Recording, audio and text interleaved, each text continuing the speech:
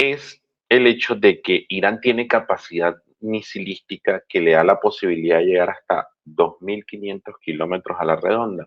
Y dentro de esos 2.500 kilómetros a la redonda, alrededor de lo que es Irán, está el enemigo histórico de Irán, que siempre ha sido el Estado de Israel. Porque como tú negocias con una persona, la psicología detrás de estas personas tiene un sesgo cognitivo. Por más que tú le expliques, por más que tú trates de exponerles casos, ¿verdad? O razones para poder diferenciar su postura de otra postura, te van a decir lo mismo, porque están sometidos a dogmas.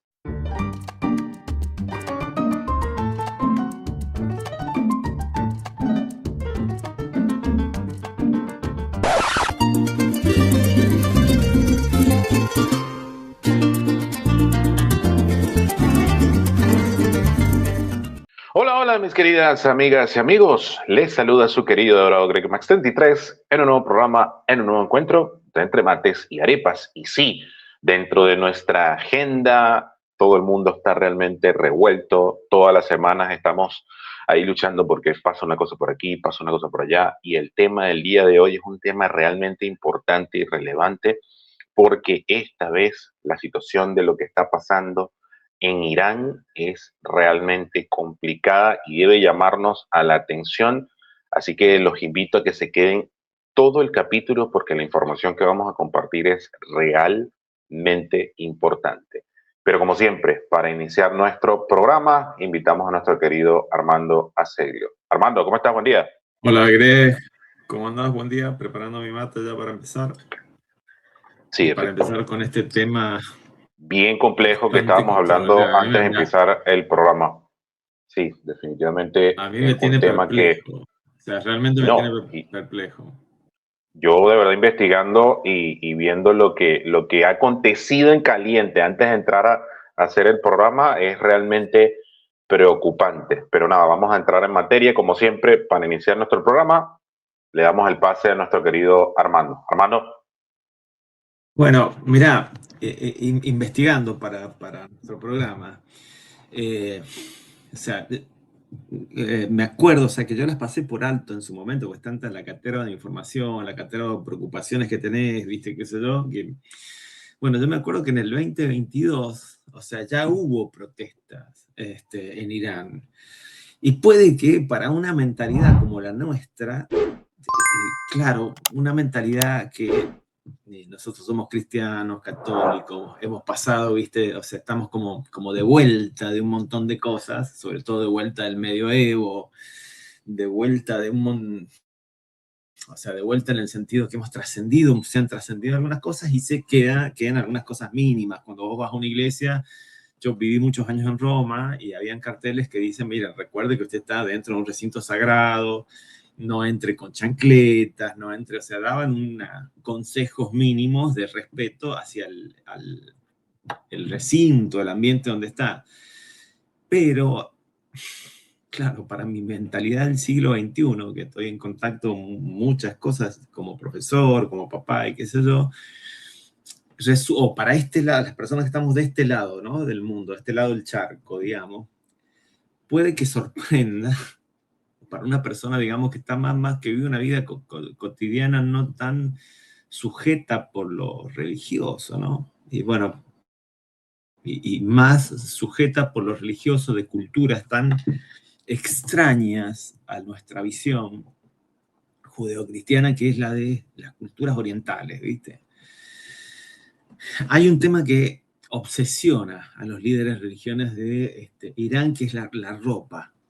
Literalmente para el ayatolá Jamenei, la vestimenta de las personas ha sido, es y por lo visto va a seguir siendo un asunto fundamental.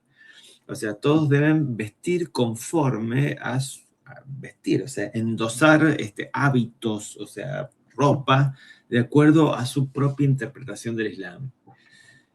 El yihad, estoy citando al ayatolá Jamenei, dice que les da a las mujeres libertad e identidad. Claro, vos ya, viste, si le haces un análisis de discurso, un análisis de semiótico, decís, bueno, ¿qué sería libertad y qué sería identidad? Si vos pensás en un yihad que homogeniza la identidad.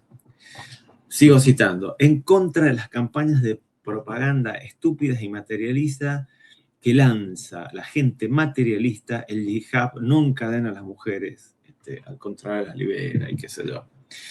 Esta obsesión, digamos, lo llevó a este ayatolá en el 2005 a crear las patrullas de guía, conocidas como la policía moral.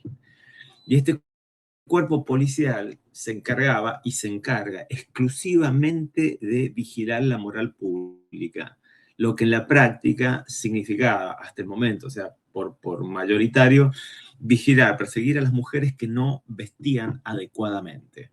Claro, en una sociedad libre y con capacidad de expresión o de manifestar tus perplejidades respecto, yo preguntaría, ¿qué es lo adecuado? ¿No? Quizás nosotros nos hemos ido de mambo respecto de esto, pero bueno.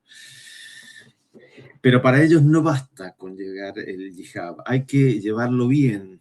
Y las normas son tan arbitrarias que si no se ajustan a los criterios de estas policías de la moral, suceden cosas como si una mujer era detenida, era enviada a un centro de reeducación y no podía salir hasta que un familiar les llevara la ropa apropiada.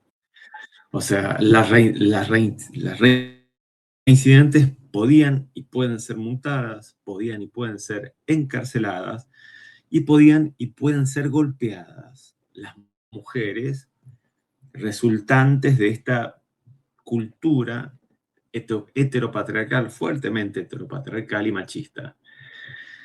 Las patrullas suelen tener, o solían y suelen tener 2 hombres y 2 mujeres, ya que los hombres no pueden cachar a las mujeres. Y desde el 2005 estas detenciones han sido constantes, pero con el gobierno ultraconservador del 2021 se empezaron a intensificar. O sea, a ser más constantes, más frecuentes, más exigentes. No se les podía salir ver el cabello a las mujeres, o sea, interpretaciones de la norma. Y el caso que, digamos, colmó la paciencia, repito, estas protestas no han sido las primeras, ya sucedieron en el 2021, 2022, creo que fue el caso de Mahsa Amini, una joven kurda detenida por esta policía moral que murió tras ser brutalmente golpeada por estos oficiales de la promoción de la virtud. El régimen, digamos que alegó que esta chica se había muerto porque tenía problemas de salud, pero los activistas filtraron por las redes sociales videos de la brutal paliza que le dieron. Y su muerte desató protestas, o sea, el comienzo de las protestas más grandes de la historia de Irán, porque estas protestas fueron opacadas por lo que está sucediendo hoy. Yo te estoy hablando de protestas del 2022. Esta chica, Mahsa Amini, fue solo la chispa. La realidad iraní era mucho más compleja. Desde el 2018, a razón de las sanciones impuestas por Trump, Irán se aisló económicamente.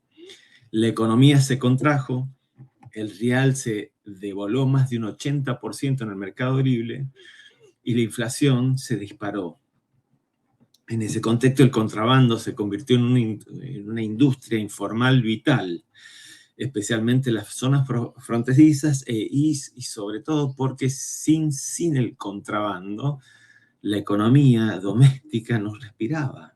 O sea, no tenías como ciudadano acceso a, no te digo bienes de lujo que puedes contratar, a aceite, a elementos vitales que conforman parte de la canasta básica. Pero, a contrario, en su, digamos, la bolsa iraní se revalorizó como refugio de valor porque, digamos, que las autoridades impulsaron la inversión interna, y fue fomentada por el régimen, digamos, una cuestión, un aislacionismo económico que trata con un proteccionismo interno que cierra la economía ante los embates de las restricciones puestas desde el interior. Esto desde el interior no es nada nuevo y se nutre también de, digamos, el comercio, el mercado negro. No soy economista, pero más o menos esa sería la situación. Mientras esto sucedía, o sea, mientras el pueblo se empobrecía más, y esto no es nuevo, las élites cercanas al poder, y de eso vos sabés más que yo, en un régimen totalitario, pues en el caso de estas mujeres, especialmente la Guardia Islámica Revolucionaria, se enriqueció. Esta Guardia Revolucionaria fue creada en el 79 para proteger a la revolución, y hoy se ha convertido en una potencia económica. Max Weber decía que hay instituciones que, o todas las instituciones, hay un punto donde las instituciones olvidan el fin último para el que fueron creadas y a lo único que se dedican es a construir y conservar poder. Y la Guardia Revolucionaria Islámica no fue la excepción a la regla. Es decir, actualmente controla el 80% de la economía, desde el gas, pasando por el petróleo, las telecomunicaciones, la construcción, lo que tenga que ver con la química, es decir, todo lo que es el hardware de una economía sana, digamos. Y el presupuesto ha seguido desde el 79 y sigue creciendo, incluso en dólares, mientras el resto del país ha seguido sufriendo, o sea, sufre privaciones. Este modelo, o sea, mediante la Guardia Real Islámica o Revolucionaria Islámica, crecía a generar una desigualdad brutal. Y cuando esta Masha Amini, esta chica que mataron por una paliza brutal, muere, se difunde en las redes, miles salieron a las calles, pero esta vez no a los gritos, no por reforma, sino eran llamados, digamos, hacia un cambio total. La gente quería un cambio total. En ciudades como Saidán, los enfrentamientos fueron muy violentos, incluso murieron en esa época coroneles del régimen, y en las zonas periféricas el control estatal, o sea, se debilitó y por lo tanto, digamos, las muertes fueron y los caídos fueron menos. Las propuestas, o sea, las protestas del 2022 fueron ya, han habido antecedentes, repito, fueron impulsadas por el hartazgo social y sentaron las bases para un nuevo ciclo de resistencia civil que se reactivó en el 2024, tras la reintroducción de políticas más represivas y más asfixiantes. Hubo una nueva oleada de detenciones de mujeres, de mujeres jóvenes y de estudiantes por parte de la policía moral. Pero sobre todo se ensañaron con las mujeres jóvenes por la resistencia de estas mujeres a cumplir con ese mandato de 119 hojas sobre cómo tienen que llevar el yihad. Estas acciones reavivaron, digamos, el trauma colectivo de esta chica, Amini, y generaron nuevamente una ola de protestas simultáneas en más de 40 ciudades del país. A todo esto, viste, yo me he enterado de esto porque lo he investigado. Porque si no, acá en Occidente no estábamos ni enterados. O sea, estas protestas tuvieron, digamos, cribaje entre estudiantes, trabajadores precarizados y las comunidades kurdas. La respuesta en su momento del régimen fue la misma que ahora, o sea, de una violencia inaudita. Y según informaciones de organizaciones independientes, porque no hay fuentes oficiales de la ONU ni estadísticas que se puedan comprobar, en esa ocasión murieron más de 500 personas.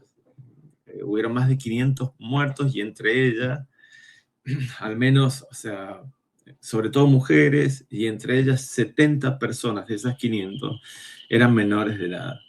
Miles fueron arrestados y en algunos casos fueron condenados a muertes en juicios sumarios. Hay reportes creíbles de torturas sistemáticas en centros de detención, desapariciones forzadas y especialmente en las zonas fronterizas donde el control es menor. Pese, digamos, a la magnitud de esta represión, las organizaciones internacionales que dicen tutelar los derechos humanos siempre han mantenido un perfil bajo, una voz tenue, no sé, como si los derechos humanos fueran una cuestión selectiva, ¿no? Y si bien algunos ONGs han emitido comunicados, no ha habido una reacción contundente ni una presión diplomática significativa por parte de organismos como la ONU o la Unión Europea sobre lo que está sucediendo en este país. Esta ausencia de una denuncia clara ha generado, obviamente, una frustración entre los activistas que señalaron que hay una doble vara en defensa de los derechos humanos a nivel global. Es decir, hay, no sé, hay un activismo, o sea, como si hubieran derechos que fueran más humanos que otros, o humanos que fueran más humanos que otros. La Guardia Revolucionaria, por su lado, está específicamente entrenada para combatir insurgencia, pero ahora lo único claro es que a partir de los hechos, de las protestas de este último enero, el régimen está bajo una presión inédita. O sea, ha habido detenciones masivas, la represión que se ha ejercido contra las protestas, a pesar de, digamos, cuando yo empecé a informarme para hacer este trabajo, la cifra de muertos era de 30.000, ¿no? Y las protestas fueron entre el 8 y el 9 de este enero pasado, daban 30.000 personas muertas. A razón, si vos lo concentrás en 2 días, te da una cuestión de 612 muertos por hora. ¿Entendés? Y después dije, bueno, se pararán en este número, en 30.000, no, hay 40.000. Digamos que cuando se incentificaron las muertes en las protestas, se acabaron los sacos negros para cadáveres, las ambulancias dejaron de funcionar y empezaron a trasladarse muertos en camiones. Y esto se supo por filtraciones de las personas que estaban en los hechos, hasta que la Guardia Revolucionaria iraní y el ayatolá que tienen decidieron cortar internet. Te digo, este tema ¿cómo te puedo decir? Me saca de eje porque yo no puedo concebir, Greg, que en pleno siglo XXI esto esté sucediendo. Que hayan 40.000 personas muertas y que nadie diga nada, que no haya una flotilla que esté yendo para allá, que no haya un equivalente de Greta Thunberg, que no haya lo que hablábamos fuera de cámara. No, te doy el pase a vos. Sí, es que esta situación de Irán, mientras tú ibas hablando, obviamente yo iba tomando nota y lo primero que yo veo es el mismo patrón con respecto a la situación de Venezuela, porque el control de la Guardia Republicana de Irán tiene el 80% del control de la economía de una democracia normal, muy parecido a lo que pasa en Venezuela con Camimpec, que se creó un superestado que le da el control a los militares en Venezuela, doblegar la población para que se someta a la poca participación o nula participación de Europa y de la ONU para voltear la situación. Ahí tú te das cuenta esa doble moral en la diplomacia, que hay blandengue socialista en Europa, porque tenemos que admitir que Europa es socialista. Es un socialismo en algunos lados muy tenue, pero terminan siendo de izquierda, y al final hay una internacional socialista que se ponen todos de acuerdo y avanzan en ciertos tópicos así. Y lo que son las muertes en protestas. En el 2017 en Venezuela le pasaban por encima a lo que era a las personas, los carros militares, y eso hay videos que pueden buscar aquí mismo en YouTube. Se van a dar cuenta de lo que yo le estoy diciendo, es totalmente cierto, no me estoy inventando nada. Ahora, esta situación de Irán es una situación bien compleja en la actualidad porque la escalada y la tensión ha llevado, no solamente como ha dicho Armando, a su máxima tensión, sino que recientemente, antes de empezar a grabar este programa, la última investigación que yo hice con respecto a, hablaba de la posibilidad de lo que se llama de un ataque multifacético mostrado por el régimen de Irán, donde efectivamente tenemos la oportunidad de ver los tipos de misiles que tiene Irán y con los que puede atacar, de los cuales ya vamos a hablar en este momento, y voy a colocar el mapa porque lo compartieron por ex, es el hecho de que Irán tiene capacidad misilística que le da la posibilidad de llegar hasta 2.500 kilómetros a la redonda. Y dentro de esos 2.500 kilómetros a la redonda, alrededor de lo que es Irán, está el enemigo histórico de Irán, que siempre ha sido el Estado de Israel. Y todos sabemos cómo es Israel ante las amenazas que afecten a su población o a su país. Y además que Israel tiene capacidad de respuesta nuclear. Yo les voy a compartir ahorita un mapa muy importante para que tengamos la oportunidad de ver aquí dentro del mapa. Pueden ver la capacidad de alcance y los 4 tipos de misiles que tiene Irán y sus alcances. Y esto es lo que a mí realmente me llama poderosamente la atención y a reflexión, porque a diferencia de la situación que acontece arriba en Europa entre Ucrania y Rusia, aquí estamos, Ucrania no tenía armas nucleares, había renunciado a las armas nucleares en el famoso desarme de los años 90, renunció a las armas nucleares y no había problema nuclear. Pero aquí sí tenemos un problema grave. ¿Por qué? Porque, por ejemplo, tenemos el Shab-1, que es un misil que tiene un rango de 300 kilómetros, ¿ok? En segundo lugar, tenemos el misil Qian, que tiene un alcance de 800 kilómetros. Tenemos el Shaeb-3, que tiene un alcance de 2.000 kilómetros, y su misil más poderoso es el Sumar, que tiene un alcance de 2.500 kilómetros. Y ustedes se preguntarán, ¿cuál es el tema con los misiles de Irán? O sea, ¿qué tiene que ver esto con la crisis y toda la cosa? Bueno, es que el tema es que Israel difícilmente pueda detener con su escudo de hierro, pueda detener alguno de estos misiles. Una cosa es los misiles casi que rudimentarios que utiliza Hamas y con los que ha bombardeado de manera repetida el Estado de Israel, y que ha caído un misil por aquí, uno por allá, y no ha causado ningún tipo de problemas, a este tipo de misiles, porque además de ser misiles de amplio rango balístico, son misiles que tienen otra tecnología y que tienen mayor capacidad, o sea, tienen mayor capacidad destructiva. Si ustedes se fijan en el caso particular de, aquí voy a desplegar para poder explicar muy bien lo que tiene que ver con el, el mapa.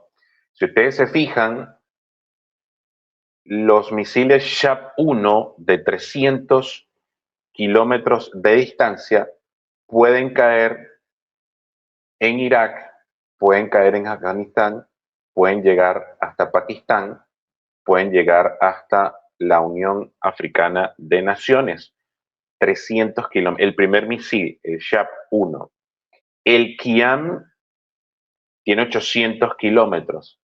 Ya pueden entrar por completo en Pakistán, en Afganistán, pueden llegar hasta Omán, ya le pueden llegar al territorio de Arabia Saudita, pueden llegar a Siria, pueden llegar a Turquía, pero los misiles que realmente tienen en alerta al Estado de Israel, el primero es el Soumar y el segundo es el Shab-3.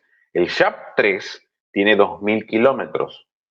Imagínense la distancia a la cual puede llegar un Shab-3, que el Shab-3 puede llegar a la India, a Kazajistán, pueden verlo en el mapa, pueden llegar a Rusia, pueden llegar a Ucrania, a Europa, pueden llegar a Turquía, a Rumanía, a Grecia, y obviamente le pueden dar al Estado de Israel tranquilamente. Un Shab-3, imagínense que ellos lancen 2, 3 misiles de esos, pueden llegar a territorio y pueden caer sin ningún tipo de problemas, porque la diferencia es que con los misiles que lanzaba el grupo Hamas, es que los misiles del grupo Hamas se mantenían dentro de la atmósfera. Este tipo de misiles balísticos, porque estos son misiles balísticos de mediano alcance, suben a capas altas de la atmósfera para agarrar mayor impulso y caer con mayor velocidad. Y la capacidad de respuesta del escudo de hierro, ese escudo que protege la ciudad de Tel Aviv, por ejemplo, no tendría capacidad de respuesta rápida para poder detener un misil que viene a mayor velocidad y que viene de altas capas de la estratosfera, ¿no? Que es donde suben este tipo de misiles. Ahora, también pueden, si ellos desean, bombardear Egipto, pueden llegar los misiles a Sudán, pueden llegar a Yemen, y sus misiles Soumar pueden llegar hasta Polonia, pueden bombardear si quieren Italia, pueden llegar a China. Los misiles Chab-3 y el Soumar pueden llegar a territorio chino.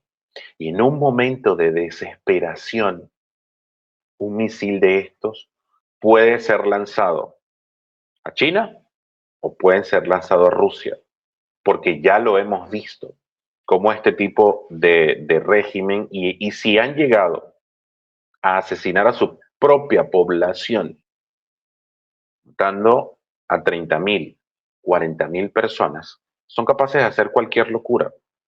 ¿Y por qué lo digo? Porque en el campo real, en el campo que hemos estado viendo recientemente con la situación que aconteció en Venezuela y lo que está aconteciendo, por ejemplo, con Cuba, donde sus aliados históricos, como China y Rusia, no hicieron absolutamente nada. Y si tú te pones a revisar, Rusia, con toda la situación de Ucrania, no creo que tenga ya capacidad de respuesta para, más allá de sus misiles hipersónicos y sus misiles nucleares, para responder en algún tipo de situación. Y China siempre ha tenido en mente su único objetivo, que es recuperar Taiwán. Y ya lo ha demostrado en el plano con la situación de Venezuela. No intervinieron. Entonces, lo que nosotros estamos es, yo realmente cuando vi esto reciente, hice una reflexión rápidamente, me di cuenta de que realmente estamos en un momento bien delicado, porque no tenemos garantías en lo absoluto de si realmente a esta altura el Shab-3 o el Soumar tienen capacidad nuclear. En el caso particular del Shab-3, según las investigaciones que yo había hecho, es un misil que tiene capacidad de que si le montan una ojiva nuclear, llega sin ningún tipo de problemas. Y esto a mí me lleva a pensar de que nosotros estamos en las puertas reales y concisas de una potencial conflagración, una tercera conflagración mundial. Es bien importante lo que yo les acabo de decir, así que se los dejo a reflexión. Y bueno, le damos el pase nuevamente a nuestro querido Armando Aceves. Armando. lo que vos haces, lo que vos has dicho, no hace agua por ningún lado. Y dijiste una cosa, o sea, vos ubicate en la mente de un fundamentalista, ¿no? Que se pone un cinturón de dinamitas y que está así dispuesto, viste, a autoinmolarse por... O sea, ¿qué vas a negociar? O sea, cómo se negocia con un tipo de persona de ese tipo? O sea, mientras vos hablabas, bueno, repasaba, ¿no?, los datos que había tomado para hacer este programa y, nada, en los 2 días, solo en los 2 días de la protesta, que fueron extremadamente violentos, que fue el 8 y el 9 de enero pasado, ¿no?, del 2026, las fuerzas de seguridad habrían matado a más de 30.000 personas. Vos imaginate que 30.000 es el número que se baraja de desaparecidos en la dictadura cívico-militar de la Argentina. Pero esto lo hicieron en 2 días. O sea, lo que te da un promedio, como te digo, de 612 muertes por hora. O sea, y representa, o sea, una matanza masiva en gran escala. Y repito, ese día se acabaron las bolsas negras para cuerpos y se reemplazaron las ambulancias por camiones de gran tonelaje para poder trasladar los cuerpos. Estos datos sitúan a esta represión no solo como una escalada de violencia estatal, sino incluso como uno de los episodios más sangrientos de represión interna o sea, de la propia revolución, desde el 1979, que está el Ayatollah Khomeini que hace la revolución, que lo reciben como héroe y después se transforman, bueno, en lo que fueron, ¿no?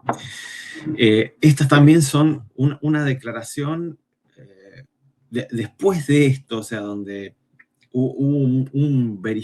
se verificó la declaración de un imán que diciendo textualmente, o sea, dijo textualmente, si es necesario matar a la mitad de la población, lo van a ver, o sea, lo van a hacer. O sea, matarían a la mitad de la población. Esta declaración no tiene fuentes confiables, pero digamos que hay declaraciones de autoridades y medios estatales de ellos que calificaban a los manifestantes de terroristas, de mercenarios o, lo que es peor todavía, enemigos de Dios. Lo que en la jurisprudencia iraní implica la legitimación de la fuerza letal extrema contra los enemigos de Dios. O sea, los líderes religiosos pro-gubernamentales han definido públicamente la represión como necesaria para mantener el orden y han rechazado cualquier crítica, sea interna que externa.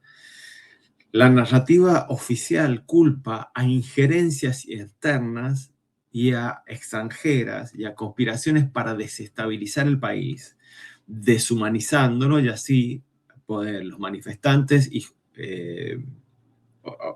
cargar contra los manifestantes y legitimizar el uso de la propia fuerza. Y por otro lado, líderes religiosos opositores dentro de Irán, como el crédito Molawi Abu Hamed Hadid, no sé pronunciar bien, ha denunciado la represión como una masacre organizada de civiles inocentes, calificando la violencia del Estado como una fractura profunda entre el pueblo y el establishment religioso político, y de eso vos sabés mucho. Pero esto revela un clivaje dentro del propio clero. Mientras que unos justifican y legitiman el uso de la violencia extrema, estamos hablando de 40.000 muertos actualmente, o un estimado de 40.000 muertos, otros lo condenan como un crimen contra la sociedad.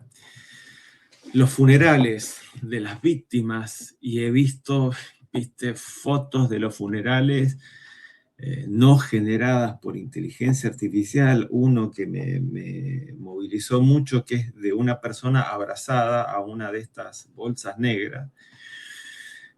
Estas se han convertido, bueno, estos funerales o las fotos que se han filtrado se han convertido en actos públicos de desafío entre la censura y la represión estatal.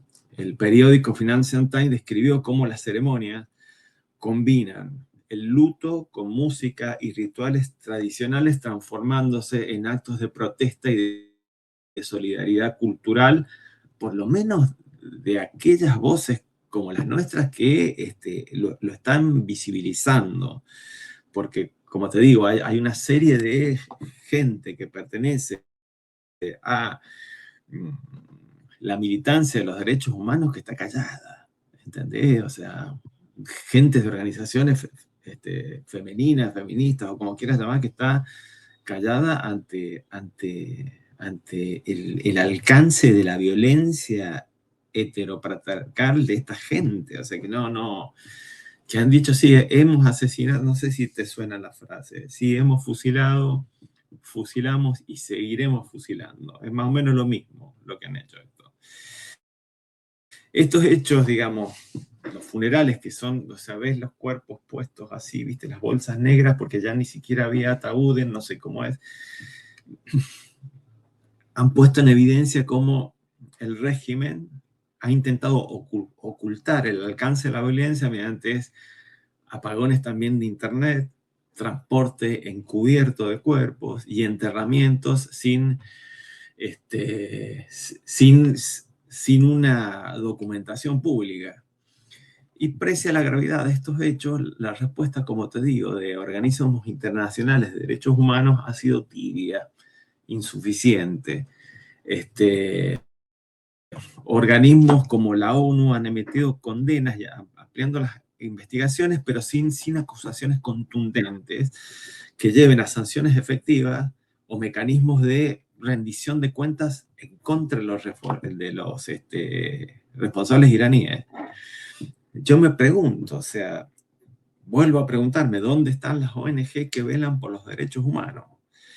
Y ya sé, viste, como te decía afuera cuando estábamos hablando, yo sé que Trump, viste, no es una vestal de 15 años sentada en un salón de té, dista mucho de ser eso, pero el único que ha hecho algo es Trump.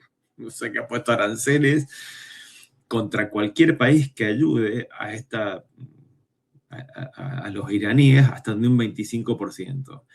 Y esto ha generado una crítica recurrente dentro de la sociedad iraní y amplios sectores de observadores internacionales que señalan que hay un doble estándar en la defensa de los derechos humanos, como te decía afuera, viste antes. O sea, parece que hay algunos humanos que son más humanos que otros, cuyos derechos merecen ser más defendidos que otros, y en el caso de los derechos de los iraníes, no.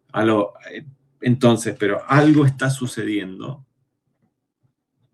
desde el punto de vista estratégico, militar, obviamente que nosotros no tenemos información, porque iba una flota del ejército estadounidense, creo que le mandaron un dron los iraníes y lo han aplastado como un insecto, ¿no? O sea, no les han dado lugar a nada, pero algo está sucediendo que nosotros no sabemos. O sea, y este ciclo de represión y de violencia dista mucho de ser optimista. Ahora, yo no sé hace cuánto que me preparé para o sea, empecé a hacer la investigación para este programa muy poco tiempo después, viste, del 8 y 9, creo que del 8 y 9 de enero, es decir, a mediados de enero, cuando las cifras eran todavía de 30.000 muertos y no de 40.000, y no, este imán no había declarado que si era necesario exterminar la mitad de la propia población, lo iban a hacer.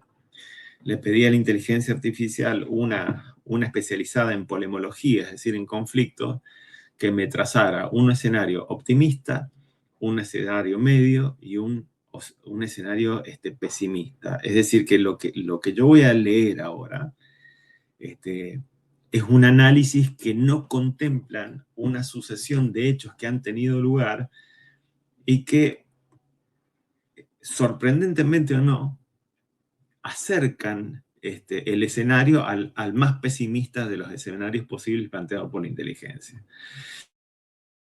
Digamos, voy a leer, escenario 1, optimista, transición reformista y presión internacional coordinada. ¿Qué ocurre? En este escenario, el movimiento de protesta lograría mantener su impulso sin caer en violencia generalizada y guerra civil.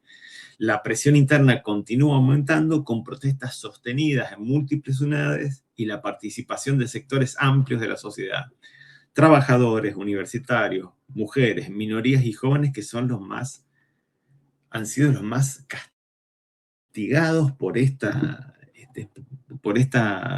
represión, ¿no? Y fíjate vos que son categorías que los derechos humanos tratan de defender, o sea, de apoyar, o sea, trabajadores, mujeres, minorías sexuales, jóvenes. Las fuerzas, digamos, las fuerzas militares y de seguridad, incluyendo los sectores moderados de la Guardia Revolucionaria, comienzan a replicarse y a usar y a rehusar de reprimir a la población, cosa que no ha sucedido. O dentro de este escenario, digamos, optimista, la presión internacional, digamos, Estados Unidos y sus aliados occidentales implementan sanciones dirigidas exclusivamente a altos funcionarios iraníes responsables de violaciones de derechos humanos, congelando activos y prohibiendo viajes, cosa que no ha sucedido. Resultados de todo esto, el régimen debilitado por esta política y moralmente se ve obligado a aceptar reformas constitucionales, se ve obligado a respetar a los derechos civiles y libertades individuales, y etcétera, etcétera. Repito, este escenario optimista no ha sucedido. Todo, digamos, propende hacia a lo pesimista, hacia lo pesimismo. Claro, cuando vos tenés, como te digo, un tipo que tiene un cinturón de canelones de dinamita con una cuestión dispuesta a volar, y el libro sagrado en la otra mano, ¿y por qué te vas a volar? Porque lo dice mi libro sagrado, es muy difícil llegar a destrabar una situación de este tipo vía diplomática, ¿entendés? Es muy difícil hacerlo. Escenario 2, ¿no? Probable, represión continua y estancamiento político, es lo que me tiró la inteligencia. ¿Qué ocurre? En este escenario es una mezcla de desgaste prolongado. Ni el régimen cae ni las protestas logran un cambio total inmediato, que es lo que ha sucedido desde la protesta del 2022 a la fecha, o sea, desde hace 4 años. Es decir, las protestas siguen, pero sin coordinación estratégica unificada a nivel nacional. Las fuerzas de seguridad de la Guardia Revolucionaria siguen reprimiendo con violencia y al mismo tiempo se producen diálogos parciales e intentos de cooptar la población con reformas económicas superficiales. Esto no ha sucedido y yo, qué sé yo, como te dije, mi esposa, soy un hombre de visión pesimista, que estoy tratando de mejorar mi visión porque tengo 2 hijos y quiero creer que mis hijos van a vivir en un mundo mejor. Entonces los resultados de esta situación se producen cambios superficiales o reformas económicas menores, pero no se lleva a cabo una transformación política profunda. El malestar social persiste y la economía sigue en crisis. Las protestas pueden disminuir en intensidad, pero no desaparecen, cosa que ha sucedido hasta la fecha. O sea, hemos llegado a muertos 40.000. O sea, desde el 8 o del 9 de enero, que fueron 30.000 los muertos, hemos llegado a 40.000. Y escenario 3, que es el escenario más pesimista, es de represión masiva y escalada regional. ¿Qué ocurriría? Este sería el escenario más grave donde la represión del Estado se identifica aún más. Repito, esto me lo da la inteligencia antes de las declaraciones de este imán que dijo, si es necesario matar a la mitad de nuestra población, lo vamos a hacer. Entonces, se identifica, esto es lo que me dice la inteligencia artificial, ¿no? La represión del Estado se intensifica aún más, llegando incluso a niveles de violencia extrema, como masacres generalizadas y de desapariciones forzadas. Según algunas estimaciones que cruzan datos oficiales y testimonios, el número de los muertos podría superar el 30.000 en represión, en represión, ¿no? Y o sea, hicimos un corte temporal y ya los muertos han llegado a 40.000. O sea, se está teniendo en acto este escenario, ¿no? Que es de este GPT de polemología, el escenario más pesimista que me tiró. Las fuerzas de seguridad llevan a cabo operaciones armadas generalizadas contra las protestas, barrios enteros son bloqueados, se detienen y desaparecen a miles de personas, cosa que está sucediendo. Hay videos, no sé si los has visto, de personas que van a estos actos de protestas y se despiden de sus familiares y dicen que saben que no van a volver y lo hacen por sus hijos, por sus sobrinos, y te quedás, viste, como helado, decís, no puede ser que esto esté sucediendo en el siglo XXI, loco. O sea, no. La Guardia Revolucionaria y sus sectores ultra del régimen gobiernan mediante el miedo y la violencia sistemática. Y aquí está lo que me tira el GPT. Escalada internacional, ¿no? Las tensiones con Estados Unidos aumentan significativamente, con amenazas militares abiertas y despliegues de fuerza estadounidense en la región para controlar, entre comillas, la situación y proteger intereses estadounidenses, especialmente alrededor del debate nuclear, que es lo que vos has dicho. La retórica beligerante hace que países aliados a Irán, como Hezbollah en Líbano, se involucren indirectamente y aumenten el riesgo de un conflicto regional ampliado. Resultado, el país entra en una fase de represión totalitaria, con nula protección para los residentes civiles. La sociedad permanece dividida, muchos líderes sociales son asesinados y o exiliados y la economía colapsa aún más porque la economía, la chispa que encendió estas protestas fue que los precios de la canasta básica se dispararon. Y también me subraya la inteligencia artificial la posibilidad de un conflicto internacional directo, aunque todavía lo califica esta posibilidad como incierta, va creciendo si se ven violaciones a los intereses de la potencia extranjera en el país, ¿no? Y me da escenarios pesimistas para el 2026, 2027, 2028 y 2029. Para el 2026, tras el fracaso de negociaciones, la Guardia Revolucionaria toma el control total del aparato estatal y lanza operaciones de exterminio selectivo en barrios, universidades y comunidades disidentes. Para el 2027, grupos insurgentes armados comienzan a operar en las zonas montañosas, fronteras y ciudades claves. El país se fragmenta en zonas de control. 2028, Naciones Unidas reconoce la existencia de una guerra civil interna y se producen flujos masivos de refugiados hacia Turquía, Irak y Afganistán.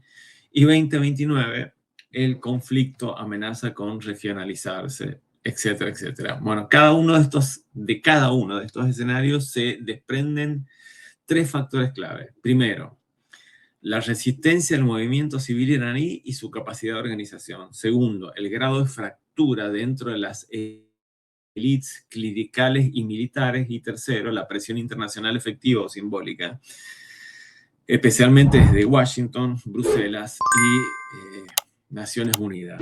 Lo que yo tengo para decir es que lo que está en juego no solamente es el destino de Irán, sino el modelo de poder teocrático en pleno siglo XXI.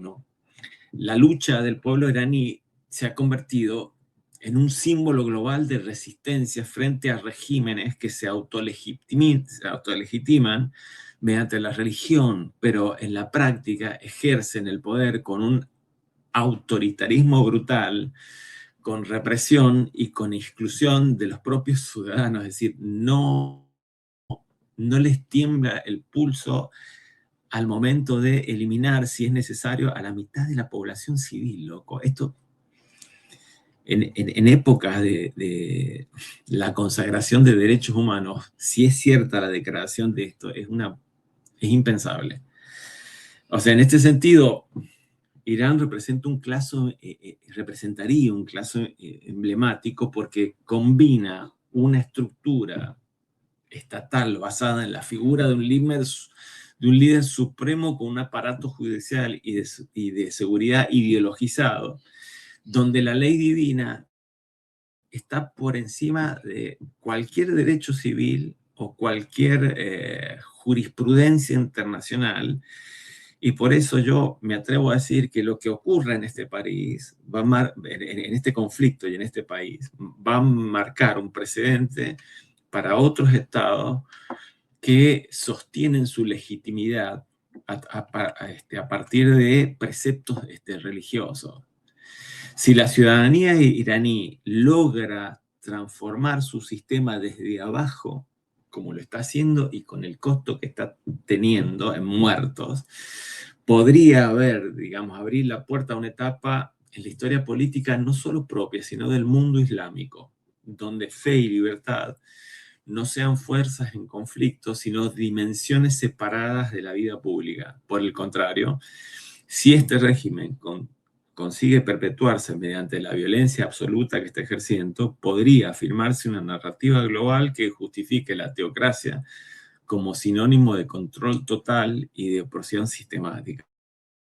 Así, Irán, digamos, se ha convertido en un espejo semiótico, entre comillas, donde se reflejan no solo las tensiones en la región, sino se reflejan el significado, o qué significa poder y qué significa democracia, o qué va a significar de aquí en adelante poder y democracia en el siglo XXI. Y con eso yo termino. O sea, te digo que me pone muy mal, me puso muy mal. Fíjate, viste, cuando dicen que una imagen vale más que 1000 palabras. Ese muchacho abrazado al saco negro que contenía el cuerpo de su hermana muerta me partió, boludo. O sea, no.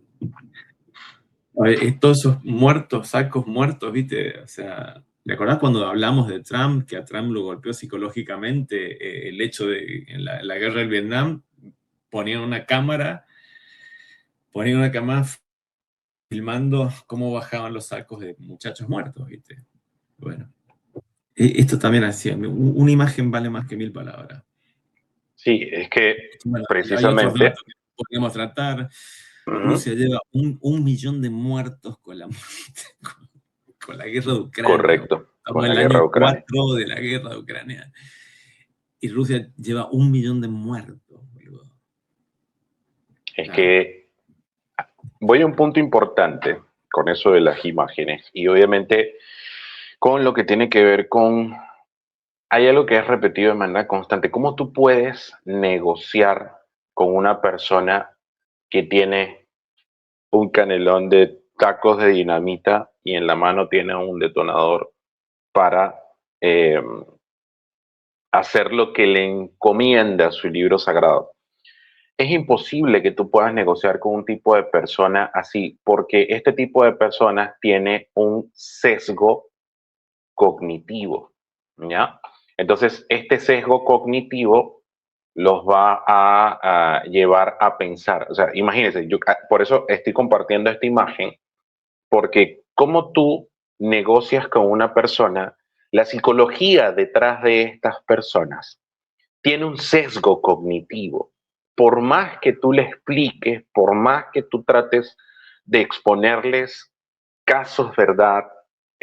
O razones para poder diferenciar su postura de otra postura, te van a decir lo mismo, porque están sometidos a dogmas y sus dogmas efectivamente están por encima de la lógica racional. Hay un sesgo cognitivo demasiado fuerte. Es como cuando yo trato de exponer un punto de la manera más neutral posible con la situación de Venezuela, y pasó recientemente en lo que tiene que ver con un video que compartimos con TikTok por una situación que pasó en Venezuela, en la Liga de Béisbol Profesional de Venezuela, en la final.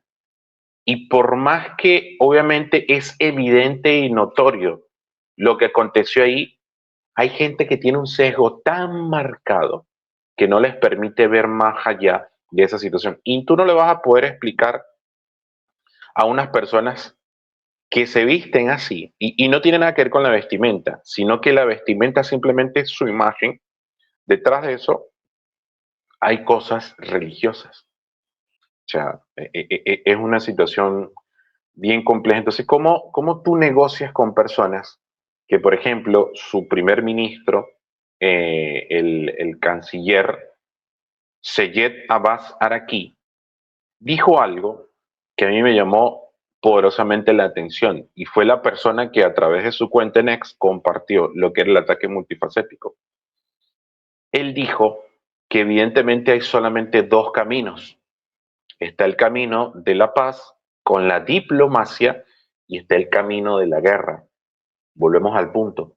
¿Cómo tú negocias con personas que prefieren llenarse con un fajo de dinamita, volarse y decir que lo hacen en el nombre de su Dios y detrás van a ser premiados, lo que yo siempre he dicho, y esto es verídico, en el Corán está expresado eso, de que si tú te inmolas en el nombre de su Dios, detrás, cuando pasen al otro lado, a la otra vida, los van a esperar un séquito de vírgenes que le van a recompensar todo lo que hicieron. Entonces, tú no puedes negociar, o sea, es absurdo cuando ellos plantean la vía pacífica y diplomática, cuando están destrozando a su propia gente.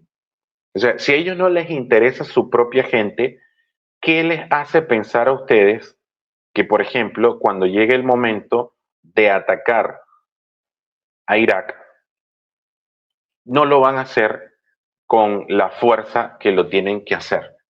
Entonces, vuelvo al punto más relevante que ha sido parte de la intervención anterior, y es el hecho de la capacidad militar donde tenemos que poner el ojo en lo que tiene que ver con la situación de Israel. Porque si ellos están matando 30.000, 40.000 personas y su canciller dijo específicamente que en el caso particular de sus misiles van a estar dirigidos a Israel y Irán tiene capacidad de producción de drones militares. Irán tiene actualmente 80.000 drones que no están en la gráfica que les estoy mostrando. Tiene 80.000 drones. Ellos producen 400 drones por día y el canciller Abbas dijo textualmente, palabras tal cual, el 50% de esos drones están destinados a Israel y los vamos a lanzar de manera simultánea. 40.000 drones lanzados en simultáneo. Y cuando ustedes ven la comparativa aquí de la capacidad militar, no solamente vemos que Israel tiene, tiene menos capacidad militar, o sea, tiene menos militares activos, tiene 350.000, tiene 465.000 reservistas.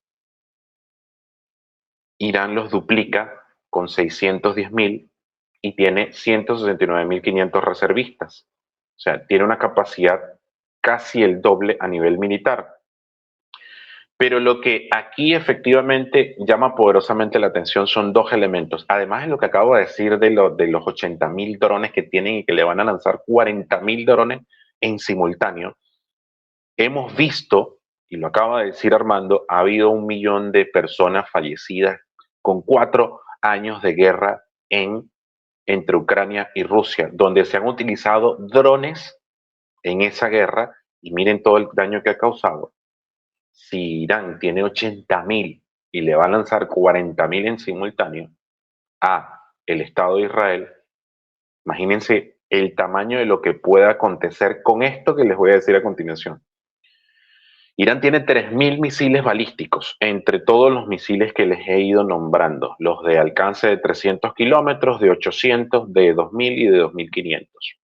Tiene alcance de ese tipo.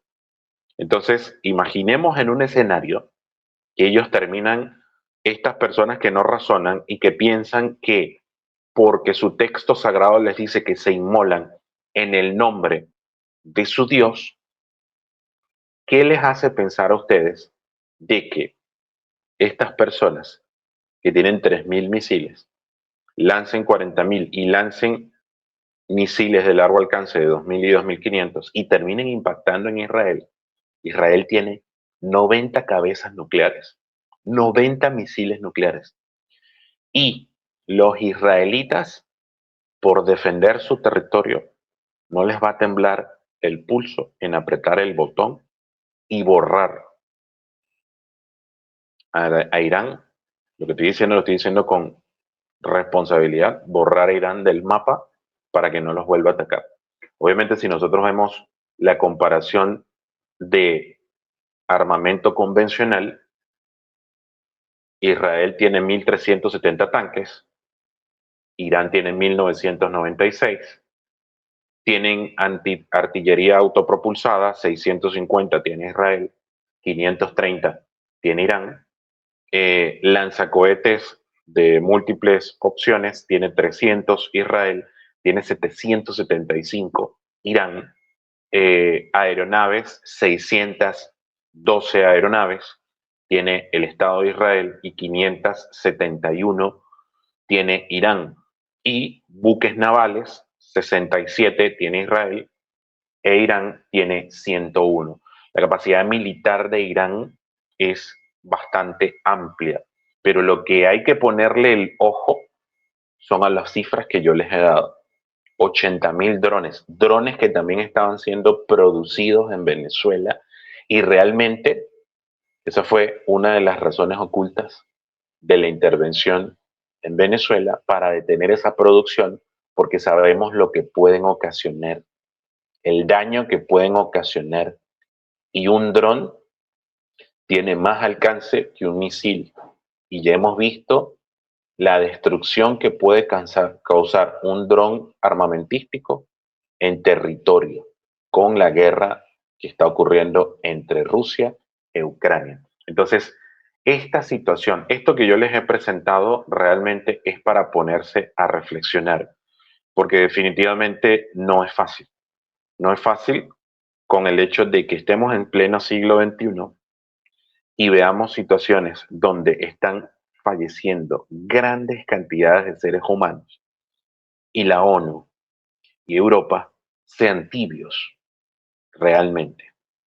Obviamente también tenemos que evaluar el hecho de que si Donald Trump decidiera tomar acción en lo que es la situación con Irán, definitivamente, y lo ha dicho el primer ministro Seyed Abbas, que las muertes de estadounidenses en territorios del Medio Oriente rondarían los 3.000 y los 4.000 efectivos militares, porque ya les ha dicho que como efectivamente no tienen capacidad de atacar territorio norteamericano, atacarían las bases que están en el Medio Oriente desperdigadas por todos los países aliados y generarían daño allí. Obviamente eso obligaría inequívocamente a un ataque de mayor proporción y ya sabemos que ese es un escenario que dentro de los escenarios que planteó Armando no estaba, pero efectivamente es el escenario que yo, desde mi análisis, veo que hay una alta probabilidad de que termine